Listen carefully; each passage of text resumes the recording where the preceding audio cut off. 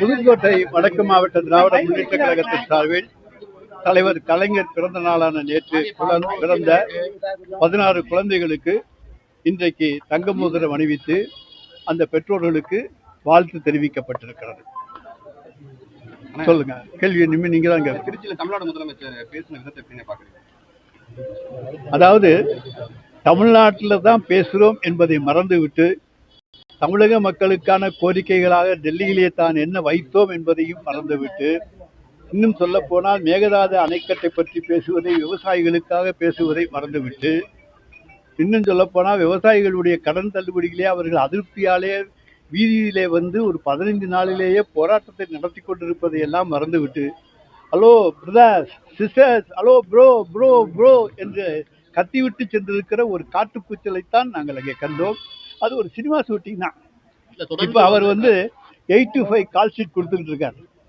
அதாவது சினிமாவில் வந்து காலையில் 8 மணிக்கு போனால் 5 மணிக்கு வந்துடணும். அது 8 to 5 கால் ஷீட். அதை தினசரி 8 to 5 கால் ஷீட்டில் நடத்துகிறார். அந்த படங்கள் முக்கியமாக முடிக்க வேண்டிய தருணங்களில் 8 to 8 கால் ஷீட் உண்டு. அந்த 8 to 8 கால் ஷீட்டை திருச்சி போன்ற வெளியூர்களுக்கு வருகிற பொழுது செய்து 8 மணிக்கு வீட்டுக்கு சென்று அடைந்து விடுகிறார். அதான் இன்றைக்கு அவருடைய பணி 8 to 5 and 8 to 8 call sheet கொடுப்பதை தவிர வேறு எந்த முன்னேற்றமும் தமிழ்நாட்டில் கிடையாது. கேட்டால் வந்து 15 நாள் தான் ஆச்சு அப்படின்னு சொல்லுவார். ஆனால் இந்த 15 நாட்களிலே நடந்திருக்கின்ற கொலை, கொள்ளை, வழிப்பறி, சிறுமிகளுடைய பலாத்காரம், பெண்களுடைய பலாத்காரம், இவையெல்லாம் எண்ணில் அடங்காதவாறு நடந்திருக்கிறது. காவல்துறையை நான் நியாயமாக நடத்துகிறேன் என்று சொல்லுகிற முதலமைச்சருடைய ஆட்சியிலே இன்றைக்கு இத்தனை வன்கொடுமைகளும் நடந்து கொண்டிருக்கின்றன. ஹலோ ப்ரோ விஜய் சார், உங்களுக்கு கிடைக்குதா கேட்குதா அப்படின்னு தான் இன்றைக்கு தமிழ்நாட்டு மக்கள்லாம் கத்திக்கிட்டு இருக்காங்க. என்ன சும்மா கேட்டா கேட்காது. அதனால bro Vijay sir, CM sir, கேட்குதா கேட்குதா கேட்குதா, தமிழ்நாட்டு மக்களுடைய அவலக்குரல் கேட்குதா அப்படி என்று 15 நாட்களிலேயே கேட்கக்கூடிய சூழ்நிலை வந்துவிட்டது. இதை விட கொடுமை இன்னொரு அமைச்சர் விளையாட்டுத்துறைக்கு இருக்காரு. அவர் சொல்றாரு விளையாட்டு வந்து விவசாயத்தை விட கடினமானது. ஏன்னா அவருக்கு வந்து சாப்பாடுலாம் கிடையாது. அவர் வந்து இந்த விண்வெளிக்கு போறவங்கெல்லாம் மாத்திரை சாப்பிட்டுட்டு ஒரு 45 நாள் இருக்கிறது போல மாத்திரை சாப்பிட்டுட்டு இருக்கிறவர், விவசாயி சேற்றிலே காலை வைத்தால்தான் நாம் சோற்றிலே காலை வைக்க முடியும், கையை வைக்க முடியும் என்பது அவருக்கு தெரியாத ஒன்றாக அமைந்திருக்கிறது. ஏன்னா அவங்கெல்லாம் வளர்ந்த சூழ்நிலை அப்படி. அதனால அவருக்கெல்லாம் இருப்பது தெரியாது. இப்போ பார்த்தீங்கன்னா எங்கே பார்த்தாலும் லாட்ரி சீட்டு ஓடுது. நீங்கள் எந்த கடையில் வேணாலும் போய் கேளுங்க. 1 நம்பர் லாட்ரி இருக்குது, 4 நம்பர் லாட்ரி இருக்குது, எல்லாம் இருக்குது. காவல்துறை கை கட்டப்பட்டிருக்கிறது. அன்னைக்கு சொன்னாங்க 120 ரூபா 150 ரூபா குடிச்சிட்டு வீட்டுக்கு போகிறான், மிச்சத்தை கொண்டே கொடுக்குறான், அந்த ஏழை குடும்பங்கள்லாம் பாழாகுதுன்னு. இன்னைக்கு அது 500 ரூபாயும் போச்சு. அவன் 5 லாட்ரி சீட்டை வாங்கிட்டு சுரண்டி பார்த்துக்கிட்டு உட்காந்துக்கிட்டு இருக்கான். ஏழைகளுடைய கண்ணீரை துடைக்காத ஆட்சி தான். ஹலோ முதலமைச்சர் சிஎம் சார், உங்கள் விஜய் ஆட்சியில தான் இப்போ லாட்ரி சீட்டு மோகம் தமிழ்நாட்டில் அதிகரித்திருக்கிறது. லாட்ரி சீட்டை நீங்கள் இன்றைக்கு ஊக்கப்படுத்தி கொண்டிருப்பதற்கு தமிழ்நாட்டு மக்கள் நிச்சயமாக நீங்கள் சொல்லுவீங்க, நான் இதெல்லாம் சொல்லக்கூடாது அப்படின்னு. அதுபோல் நாங்களும் சொல்கிறோம், நாங்கள் சபிக்கக்கூடாது, தமிழ்நாட்டு மக்கள் செய்வாங்க. சட்ட ஒழுங்கு பிரச்சனை ஏற்கனவே வந்து இப்போ மூளை முடுக்கெல்லாம் வந்து போதை கலாச்சாரத்தை விட்டுட்டு போயிட்டாங்க. இப்போ சட்ட ஒழுங்கு பிரச்சனை என்னைய வந்து என் மேலே பழி சுமத்துறாங்க அப்படின்னு. நாங்கள் போதை கலாச்சாரத்தை மூளை முடுக்கெல்லாம் விட்டுட்டு போகல, நாங்கள் கண்ட்ரோல் பண்ணி தான் வச்சு பிடிச்சிக்கிட்டு இருந்தோம். இப்போ வர்றதெல்லாம் இவங்க பிடிக்கணும்ல. இப்போ எங்கேருந்து வருது? என்ன நாங்கள் விட்டுட்டு போனதை எடுத்துக்கொண்டு வந்து வித்துக்கிட்டு இருக்கான். இப்போ வர்றதை தடுக்க தவறி இருக்கிற அரசு தான் ப்ரோ விஜயனுடைய அரசு. சிஎம் சார், தடுக்க தவறிட்டீங்க. நீங்கள் இன்றைக்கும் இந்த கால் ஷீட் முகத்தில் தான் இருக்கீங்க. எப்படி நடிக்கிறதுங்கிற நடிப்பை தவிர இன்னைக்கு நாங்கள் மாண்புமிகு தமிழ்நாடு முதலமைச்சரிடத்துலேருந்து நடிப்பை தவிர எதையும் பார்க்கவில்லை. சிஎம் சார்னு சொன்னால் உடனே அப்படி திரும்பி பார்ப்பார். ஹலோ ப்ரோ அப்படின்னு திரும்பி பார்ப்பார். குட்டீஸ் ஓட்டு போடுங்கன்னாரு.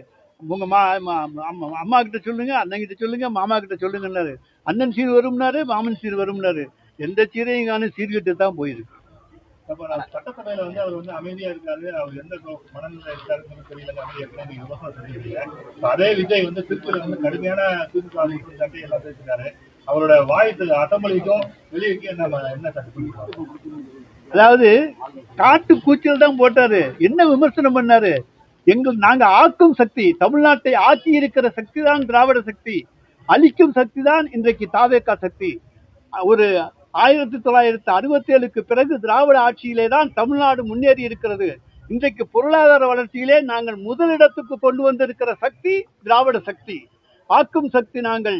அழிக்கும் சக்தி விஜய் சக்தி. அதுதான் நாங்க சொல்ல முடியும். பாராசக்தி ஓரசக்தி எல்லாம் சொல்றாரு. அவர் இந்த பராசக்தி படத்துல நடிக்க வாய்ப்பு கொடுக்காதனால எல்லா தூர சக்தி, தீய சக்தி, வாய சக்தி எல்லா சக்தியும் சொல்லிடுவாங்க. ஆனா ராஜ்யசபா கிட்ட வந்து தாவேகா வந்து காங்கிரஸ் கொடுத்திருக்காங்க. நிறைய தாரை வைப்பார். தொடர்ச்சியா கொள்கை எதிரின்னு சொன்ன பாஜகவை இது வரைக்கும் அவர் வந்து திருச்சி நடந்த கூட்டத்திலும் சரி மற்றத்திலும் விமர்சனம் பண்ணல. பாஜகவை விமர்சனம் பண்ணா என்ன நடக்கும்னு அவருக்கு நல்லா தெரியும். அதனால விமர்சனமே பண்ணவே மாட்டார். இன்னைக்கு ஈபில வந்து ஆர்டிஸ்ட்லாம் காணாம இருக்கு அப்படிங்கிற ஒரு சர்ச்சை வந்து போயிட்டு இருக்கு. நிலக்கரி ஊழல் சம்பந்தமா உள்ள நிலக்கரி கொள்முதல் சம்பந்தமா உள்ள ஆர்டிஸ்ட்லாம் காணாம இருக்கு அப்படிங்கிற சர்ச்சை வந்து போலீஸ் ஸ்டேஷன் கம்ப்ளைண்ட் பண்ணிருக்காங்க. அது நல்லா நாங்க வந்து யாரும் நாங்க எடுத்துட்டு போக முடியாது. அவங்க அது அதிகாரிகள் தான் இருக்காங்க. அதிகாரிகள் தான் பொறுப்பு. அப்படி காணாமல் போயிருந்தால் அந்த அதிகாரிகள் அதை கண்டுபிடித்து தருவார். போய் இருந்தால் பாஜக முன்னாள் மாநில தலைவர் புதிய கட்சி ஆரம்பிக்கப்படும்னு சொல்றாங்க. தகவல் வருது. அதை வந்து என்ன தேனை ப்ரோ ஆரம்பிக்கிற போது அந்த ஷோ ஆரம்பிச்சேன் ஒண்ணும் கிடையாது. என்ன சார் சகோ திமுக ஆட்சியில பெண்களுக்கு பாதுகாப்பு இல்லைங்கிற முன்னெடுத்து தான் அதிகமா அதை வலியுறுத்தி தான் அவங்க வந்து ஆட்சிக்கு வந்திருக்காங்க. இன்னைக்கு எப்படி சார் இருக்கு? இன்றைக்கு சுத்தமாக பெண்களுடைய பாதுகாப்பு என்பது கேள்விக்குறியாகிவிட்டது. அதுதான் இந்த ஆட்சியினுடைய 15-20 நாள் சாதனை என்பதை மனம் வேதனையோடு நாங்கள் தெரிவித்துக் கொள்கிறோம். ப்ரோ விஜய் இனிமேல் சார் முசியம் சார் இனிமேலாவது இதில் கான்சன்ட்ரேட் பண்ணுங்க. போலீஸ் ரெக்ரூட்மெண்ட்டை கூடப்படுத்தி பண்ணி பாருங்க. நாங்கள் திறமையாக தான் நடத்தியிருக்கோம். ஆனால் நீங்கள் நடத்தலை. சிஎம் சார் நாங்கள் உங்கள்கிட்ட ரிக்வஸ்ட்டை தான் கேட்குறோம். இனிமையாவது தமிழ்நாட்டு மக்களை உங்களுக்கு ஓட்டு போட்டிருக்காங்க. நீங்கள் பார்க்காமலே ஓட்டு போட்ட ஒரு காட்சியை நாங்கள் கண்டிருக்கிறோம். உழைச்சவனுக்கெல்லாம் மரியாதை கிடையாது. தேர்தலில் எப்படியெல்லாம் ஜெயிக்கணுங்கிறது உழைப்பு அதெல்லாம் கிடையாது. யார் வேணாலும் திடீர்லாம் வந்துடலாங்கிற ஒரு புதிய கண்டுபிடிப்பை இந்திய அரசியலுக்கு தந்திருக்கிறீங்க. அந்த புதிய கண்டுபிடிப்பு தொடராமல் இருந்தா சரி, இல்லாட்டி நாடு கட்டு குட்டிச்சோரா போயிடும். நிச்சயமாக திராவிட முன்னேற்ற கழகத்தின் பக்கம் அவர் அணுக கூட விடமாட்டார். எங்க தலைவர் எங்களுடைய தலைவர் மாண்புமிகு முத்துவேல் கருணாநிதி ஸ்டாலின் நிச்சயமா நம்புங்க. அவரை வந்து தாவேகாவும் புறக்கணிச்சிட்டு அதிமுகவும் புறக்கணிச்சிட்டு நடு ரோட்ல அனாதையா நிற்கிறார். அதான் அவருடைய கதி. தலைமை செயலகத்துல விஜய் வந்து ஆலோசனைங்கிற கூட்டம் நடத்துறாரு. ஆனா வந்து ஆலோசனை எந்த ஆலோசனை அவரும் வழங்கவில்லை. அதுக்கு என்ன சொல்றாங்க? ஆலோசனை கூட்டம் முடிந்த பிறகு அறிக்கை வெளியிடுவார்கள். அந்த அறிக்கை வந்தா தான் நம்ம எதையும் சொல்லலாம். என்ன ஆலோசனை பண்ணாங்கன்னு அவங்களுக்குள்ளே ஆலோசனை பண்ணியிருக்காங்க. ப்ரோ விஜய் சிஎம் சார் அதை சொன்னா தான் தெரியும்.